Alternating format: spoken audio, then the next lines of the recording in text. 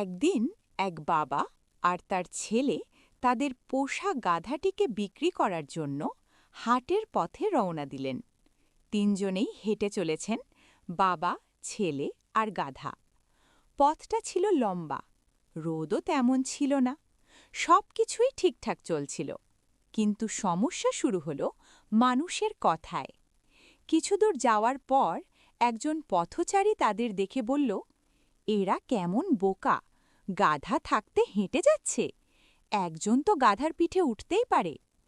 এই কথাটা বাবার কানে ঢুকতেই তার মনে খটকা লাগল। তিনি ভাবলেন, লোকটা তো ভুল বলছে না।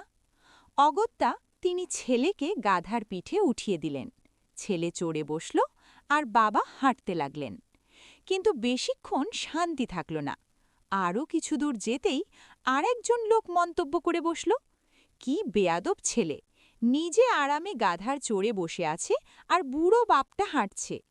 এই কথা শুনে ছেলেটার মাথা নিচু হয়ে গেল, বাবার বুকেও লাগল। তারা আবার থামল, এবার স্থান পরিবর্তন। বাবা উঠলেন গাধার পিঠে, ছেলে হাঁটতে শুরু করল। কিন্তু লোকজনের জিহ্বা কখনো থামে না। আরও কিছু দূর যেতেই আরেক পথচারী বলে উঠল, কি নিষ্ঠুর বাবা, নিজে গাধায় চড়ে আরাম করছে আর ছোট্ট ছেলেটাকে হাঁটাচ্ছে। এই কথা শুনে বাবার মনটা কেঁপে উঠল। তিনি ভাবলেন, আমি কি সত্যিই অন্যায় করছি? আবার থামা, আবার সিদ্ধান্ত বদল। এবার বাবা আর ছেলে দুজনেই গাধার পিঠে উঠলেন। গাধা ধীরে ধীরে হাঁটছে, কিন্তু মানুষের চোখ তা আরও ধারালো। কিছু দূর যেতেই আরেকজন চিৎকার করে উঠল, এ কি অত্যাচার, একটা গাধার ওপর দুজন মানুষ, লজ্জা করে না? এই কথা শুনে বাবা আর ছেলে দুজনেই হতবাক। তারা বুঝতে পারল, হেঁটে গেলেও দোষ, ছেলে উঠলেও দোষ, বাবা উঠলেও দোষ, দুজন উঠলেও দোষ। তাহলে করবে কি?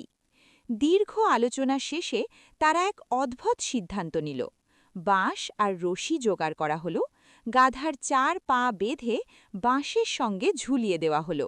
বাবা সামনে, ছেলে পেছনে, দুজনেই কাঁধে বাঁশ নিয়ে হাঁটতে লাগল। গাধা ঝুলছে মাঝখানে।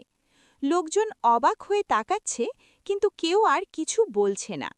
ঠিক তখনই একটি ছোট ব্রিজ পার হওয়ার সময় গাধা ভয় পেয়ে নড়ে উঠল।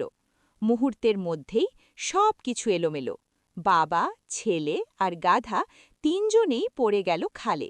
গাধার মেরুদণ্ড ভেঙে গেল, বাবা আর ছেলের পা ভেঙে গেল। গাধা আর বিক্রি হলো না, হাটে যাওয়া হলো না, লোকের কথাও আর কোনো কাজে এলো না। আহত শরীর নিয়ে বাবা আর ছেলে চুপচাপ বাড়ি ফিরে এলো। বন্ধুরা, এই গল্পটা বহু পুরনো, কিন্তু এর শিক্ষা আজকের সময়েও ভয়ঙ্করভাবে প্রাসঙ্গিক। যে মানুষ সবাইকে খুশি করতে চায়, শেষ পর্যন্ত সে কাউকেই খুশি করতে পারে না, নিজেকেও না। লোকের কথা শুনতে শুনতে আপনি যদি নিজের সিদ্ধান্ত বদলাতে থাকেন, একদিন দেখবেন আপনার নিজের বলে কিছুই নেই। লোকের সমালোচনার ভয় মানুষের মনের স্বাধীনতাকে হত্যা করে।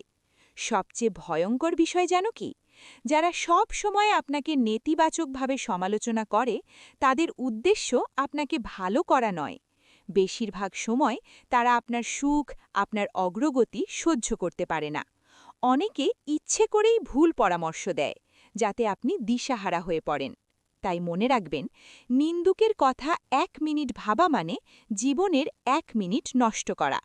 তবে হ্যাঁ, সব সমালোচনা খারাপ নয়। যখন কোনো প্রকৃত শুভাকাঙ্ক্ষী ভালোভাবে পরামর্শ দেয়, তখন সেটাকে গুরুত্ব দিন।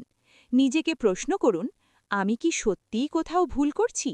ভুল হলে শুধরান, না হলে চুপচাপ নিজের পথে হাঁটুন। আপনি কোথায় যাবেন, কার সাথে মিশবেন, কখন হাসবেন, কখন একা থাকবেন, এই সিদ্ধান্তগুলো আপনারই হওয়া উচিত। যেদিন দেখবেন আপনার জীবন অন্যের কথায় চলছে, সেদিনই বুঝবেন আপনি নিজের জীবন হারাচ্ছেন। নিজের জীবনের ক্যালেন্ডার নিজেই বানান। কখন একা আকাশের তারা দেখবেন, কখন পরিবারের সাথে সময় কাটাবেন, কখন বন্ধুদের সঙ্গে প্রাণ খুলে হাসবেন, সবটাই ঠিক করুন নিজে। কারণ জীবনটা আপনার, লোকের নয়।